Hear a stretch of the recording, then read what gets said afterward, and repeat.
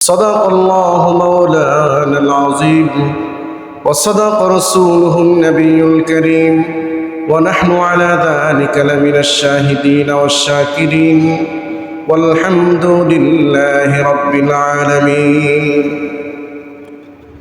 الحمد لله معزز হাজিরিন আল্লাহ তাবারক ওয়া তাআলার ঈশান দরবারে আমরা কালিমাতুশ শুকর আদায় করছি যে আল্লাহ সুবহানাহু ওয়া তাআলা আজকে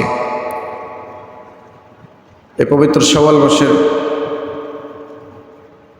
চতুর্থম জুমা আজকে আল্লাহ সুবহানাহু ওয়া তাআলা আমাদেরকে দুনিয়াবী বিভিন্ন ধরনের কাজ কারবার থেকে ফারিক করে আল্লাহর গোলামি করার জন্য আমাদেরকে ব্যস্ত থেকে মুক্ত রেখে আজকের সালাতুল জুমা আদায়ের লক্ষ্যে সবার আগে মসজিদে আসার এবং বসার তৌফিক দিয়েছেন। পাশাপাশি আল্লাহ পাক আমাদেরকে সুস্থতার নিয়ামত বাড়িয়ে দিয়েছেন।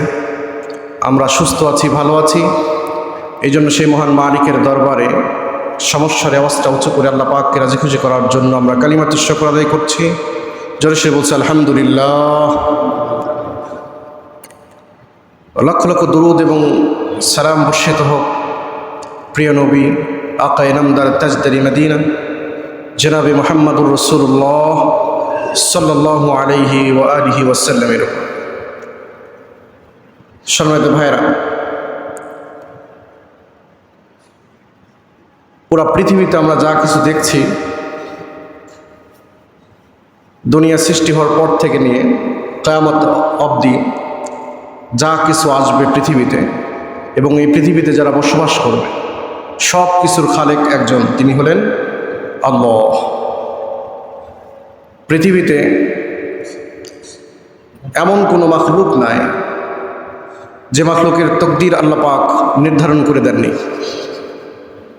এমনকি মাটির অতুল গহ্বরে যে কীট পতঙ্গ রয়েছে যাদেরকে চোখে দেখা যায় না, শুধু তাই নয়,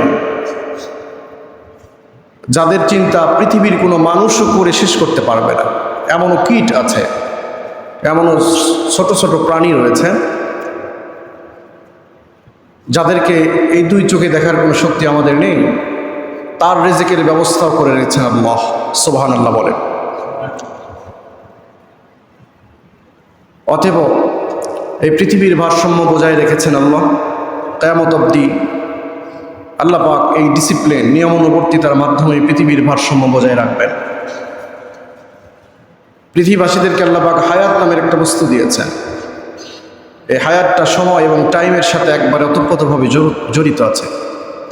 টাইম যেমন ধীরে ধীরে শেষ হয়ে যায়, আজকে জুমার দিন সালাতুল জুমার আজান হয়েছে, এই সময় ধীরে ধীরে শেষ হয়ে যাবে, অর্থাৎ জুমার সালাতের সময় শেষ হয়ে যাবে, আবার সালাতুল আসরের সময় চলে আসবে। মানে টাইম যেরকমভাবে ধীরে ধীরে সামনে আগাচ্ছে, ওইরকমভাবে আমার এবং আপনার হায়াতের জিন্দেগি থেকে সময়টাও শেষ হয়ে যাচ্ছে। এই জন্য পৃথিবীতে আল্লাহ পাক যে আমাদেরকে পাঠিয়েছেন, নির্ধারিত একটা সময় দিয়ে পাঠিয়েছেন। এই নির্ধারিত সময়ের মধ্যেই আমার এবং আপনার জীবনকে সাজানোর জন্য যে পরিকল্পনা রয়েছে, এই পরিকল্পনা মাফিক আমাকে চলতে হবে। যদি এই সময় অনুযায়ী সময়কে মেনটেন না করতে পারি, তাহলে সময় আমাকে এবং আপনাকে ধোঁকা দিয়ে চলে যাবে, পৃথিবীতে আমি এবং আপনি থাকতে পারব। এই জন্য পৃথিবীতে থাকার জন্য আল্লাহ পাক যে সময় নামের যে বস্তুটা বেঁধে দিয়েছেন, এটা যে এত গুরুত্বপূর্ণ একটা, মানে সময় এবং হায়াত এত গুরুত্বপূর্ণ মানব জীবনের জন্য, এটা কল্পনা করলেও শেষ করতে পারবে না কেউ। এত বড় গুরুত্বপূর্ণ একটা সময়। এই জন্য আজকে আমরা যে আলোচনা বিষয়বস্তু সাব্যস্ত করেছি সেটা হচ্ছে সময়ের গুরুত্ব। বর্তমান সমাজে মানুষ এই গ্লোবালাইজেশনের যুগে, ইন্টারনেট, বিভিন্ন প্রযুক্তি ব্যবহার করে মানুষ আজকে পৃথিবীর এমন কোনো খবর নেই, এমন কোনো বিষয় আদি নাই যেটা তারা জানার বাহিরে আছে। যে ডিভাইসগুলো আমাদের হাতে আসছে, এই ডিভাইসগুলো ব্যবহার করে কেউ এর দ্বারা ভালো ফলাফল নিচ্ছে, আর অধিকাংশ আমাদের যুবক সমাজ থেকে শুরু করে মুরব্বীরাও এর মধ্যে পতিত হয়েছেন, যে সময়কে কেমন করে ব্যয় করা যায়, নষ্ট করা যায়। এই ডিভাইসগুলো ব্যবহার করে যাদের হায়াত,